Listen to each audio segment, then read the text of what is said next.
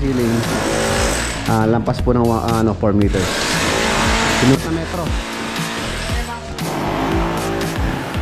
At least dapat yung space po rito, yung height po nitong lababo, finish. Gumagawa, limang sunny, yan, limang pasok. Tapos yung gumagawa rito, 3. Yung owner, yung balak po namin dito. Meron na po ako nakausap sa UPBC. Meron na po nagawa.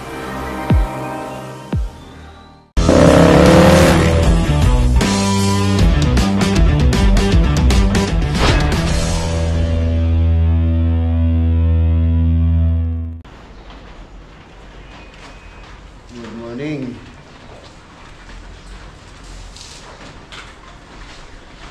Overnight dito sa Olongapo.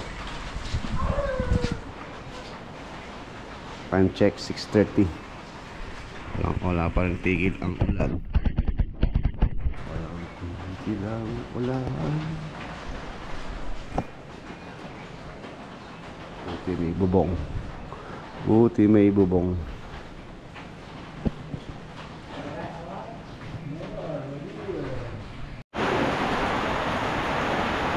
Yun, magdamag po ang ulan dito sa Olongapo.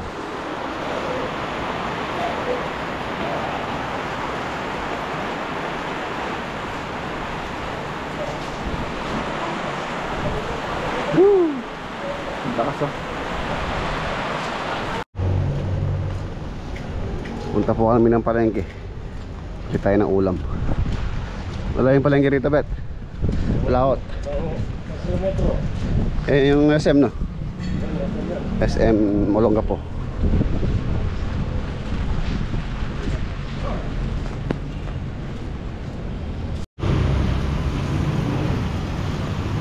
Malaki ang tubig ng Olongapo River.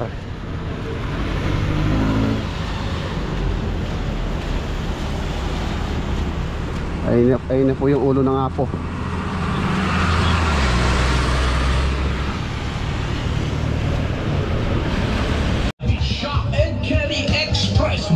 Express grocery needs sa murang presyo. 32 Barreto Street. Palengke ng Olongapo. 30 talong.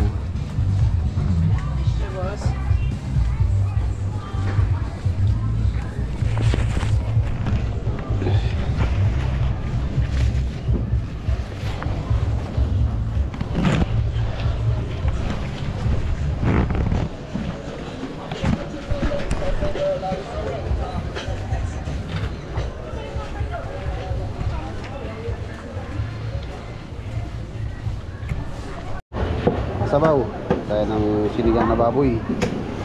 Magkano kilo sa bakat eh? Yung ganyan, magkano? 460. Ayan. Ha? 300.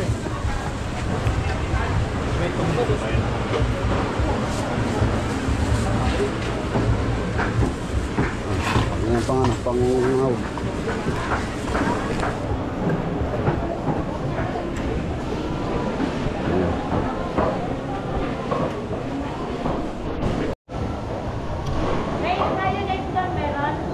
gabi. Pulutan to na.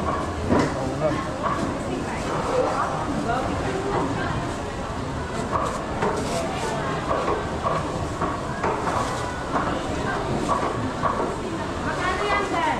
190 tsaka 130. 320.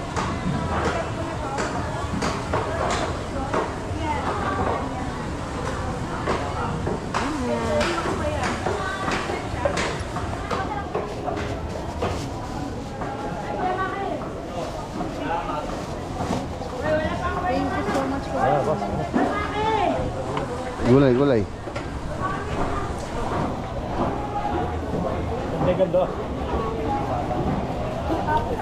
Wah, yaman.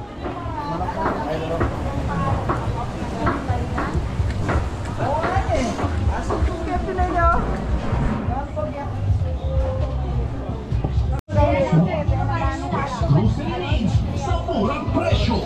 32 Barreto Street, East Baha, Olongapo City. Baha.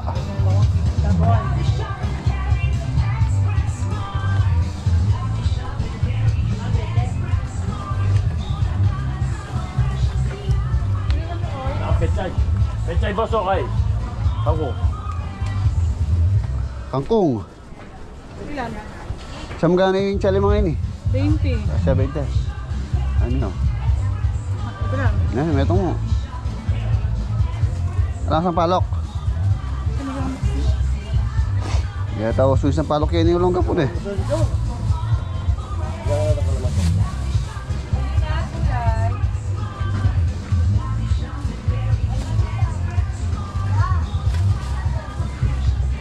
Gabi. Magkain gabi. Alam makabalat. Gandang gabi. Oh. Tutubo na lang ang ganda si Mutay.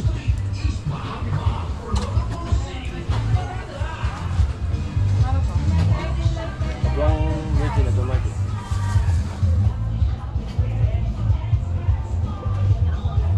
Matis. Kamatis na. Magkano kilo yung palya, Che? 180 na. 180. Shoutout kay Pam Jimmy, 180 yung kilo ng palaya oh. Ano pa to? Segunda pa to. Oh, kilo yung palya. 180 yung farm gate siguro mga kain, dinalan. 1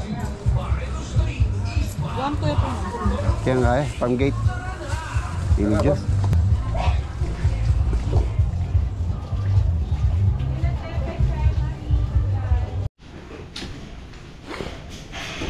Narito na po tayo. Ipapaano ko na rin yung ano dito. Septic tank. Septic tank. Dito po sa garahe yung septic tank. Kadalasan naman po sa mga bahay sa bandang garahe yung septic tank. Ang size pala ng septic tank ayon sa plano 1.5 by 2.5 meters po yung laki ng septic tank. Tambak pa naman po ito. Kailangan pagkainukay ito. Meron silang ano dito. Submersible. Dalawa babaw ng sibol. Yung sibol oh. Kailangan ng submersible pump dito. Tapos yung tambak nito mga boss na dun pa sa isang hollow blocks na yun. Yun yung level nitong garahe. Siyempre pa-slope siya ng konti rito. And then yung rampa. Mataas siya na at least na mga 1 foot nga po. 1 foot.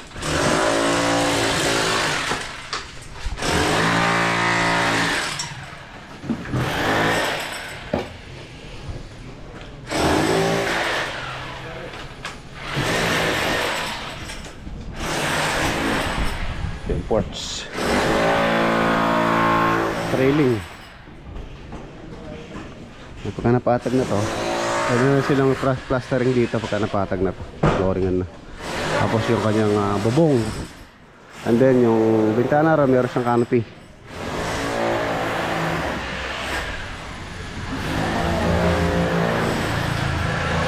Framing na sila sa side ceiling. Ayan. Wala pong cove. Yung yun yung ano na may-ari. Ayaw po nila nung may cove design. So ano lang siya, false beam. Tambol lang, tambol. Tapos ito na rin po yung lababo rito. 2 meters by 280. Halos hanggang dito sa may poste. Yan dito.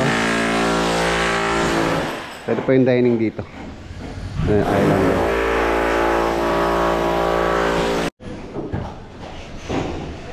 Kukumpunin muna natin itong isang chipping gun. Sira. Inko. Baka naman, Inko tools. Ano, Inko.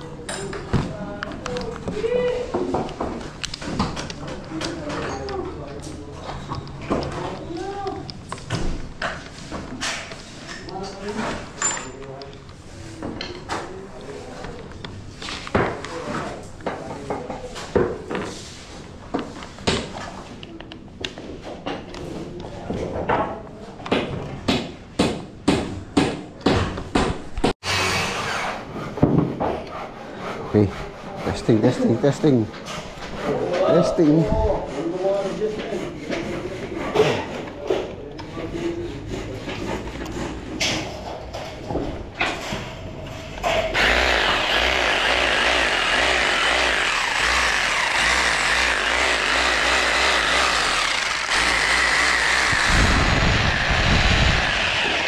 Okay na.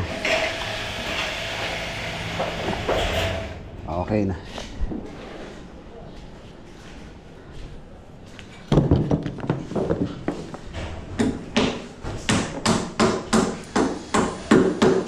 Alright.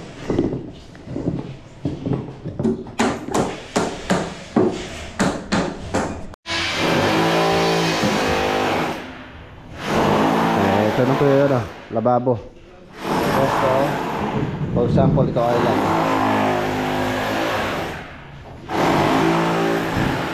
At least dapat yung space po rito nasa 80 cm. 80, tapos 80 dito para makaikot. Ang island. So, pwede pa.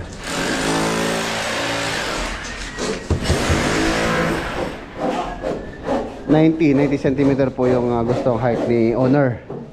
So nasa owner naman po kung anong gusto nilang height. Pwede po 85 kung medyo ano lang, maliit lang yung titira. So mas suggest ko po na 85 lang. Pero sila ate naman tsaka sina Kuya Ray, matangkad naman po sila. So yung height po nitong lababo, finish from finish floor line sa countertop niya 90 cm or 3 feet.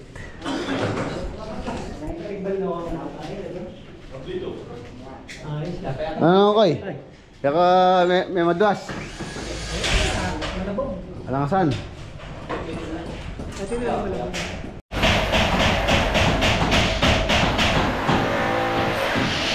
Ano yung high ceiling?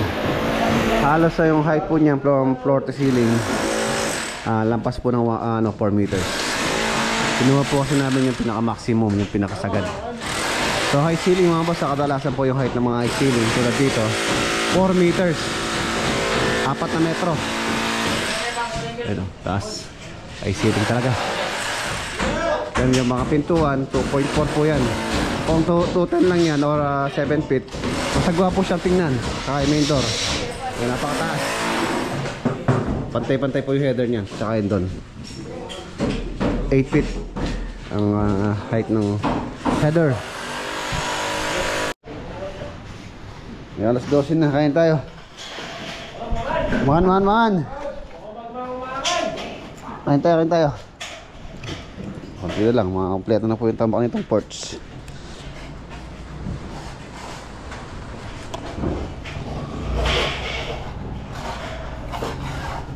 Man. Ang parang niya sa mga anggen eh. Na. Ako sige. May mangukun eh. Ayan mga boss, okay na. Uwi na po tayo.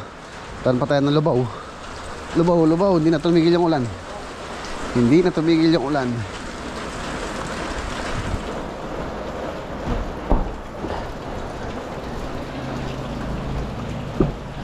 Ay.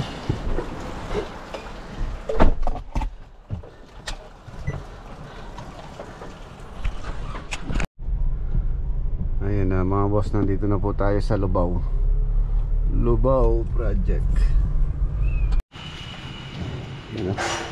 Maharot si Baw maharot na. Ayan si Baw. Ayan mga boss, sa Lubao project. Ito po yung main door, 4 feet, 8 feet. Yapin main door na.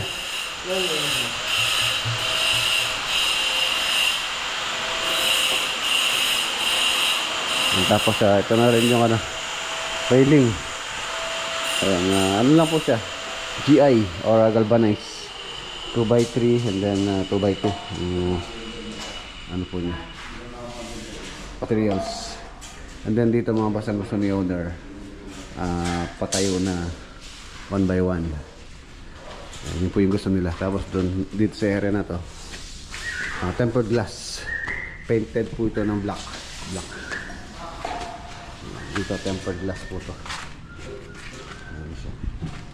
Simple lang, standard. And then ano na rin yung mga pintuan. Yan na po yung mga final color nya.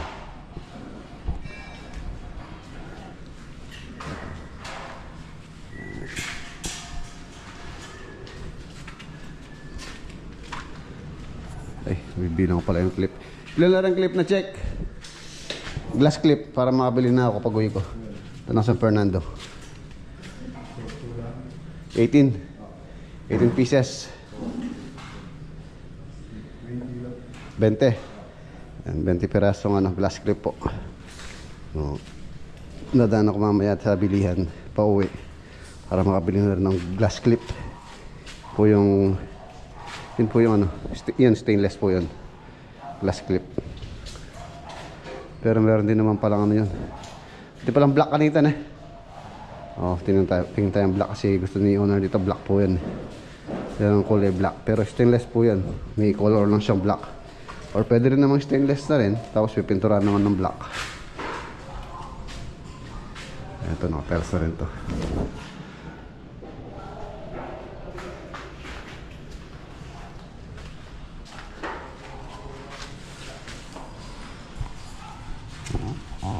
Really.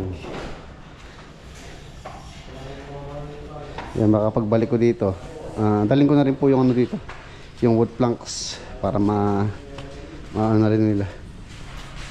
Ma-prepare na rin. Ano pa kasi po yun. Lalapat dito. And then pagka nalapat, doon ipipinturahan o ay babarnisan.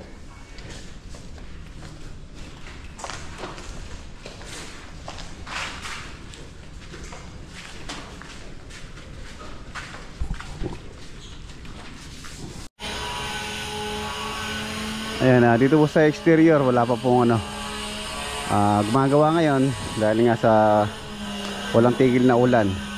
Magdamag din po yung ulan daw dito. Ayan, tapos marami pong hindi nakapasok. Si Mang Sunny hindi nakapasok. Tapos yung gumagawa rito tatlo. Nag-install ng natural stone.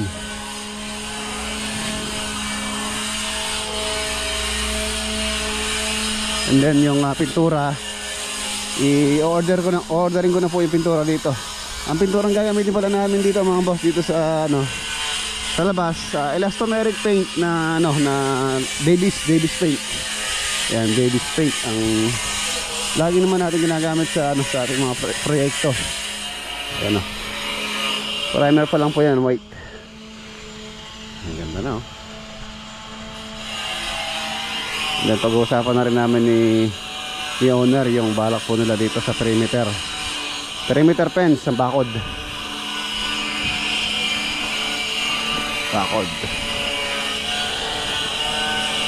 Ito po yung kayang carport. Siyempre dito yung magiging gate. Two-car garage. Tapos yun nga po, UPVC window ang ilalagay po namin dito. Meron na po ako nakausap sa UPVC. Meron na po nag-ocular dito. And then na rin yung price. So pagka nagkasundo na kami or nasukatan na nila ng buo to, ipa-finalize or ipa-final po yung quotation kung magkano lahat ang aabutin yung mga bintana saka mga sliding door.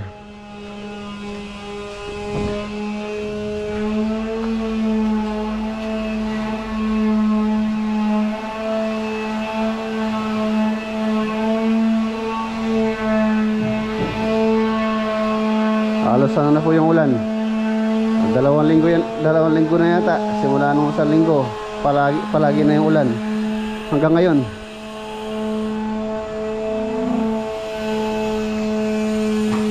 Saka itong lanay.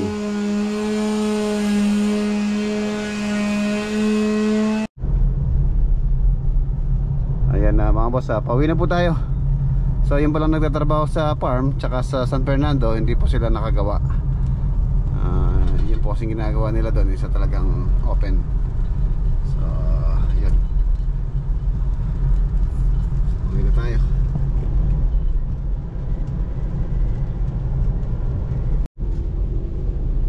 Ayan, baha pa rin dito sa sa may San Roque yata to. Ayun, kaya naman po nitong pick up.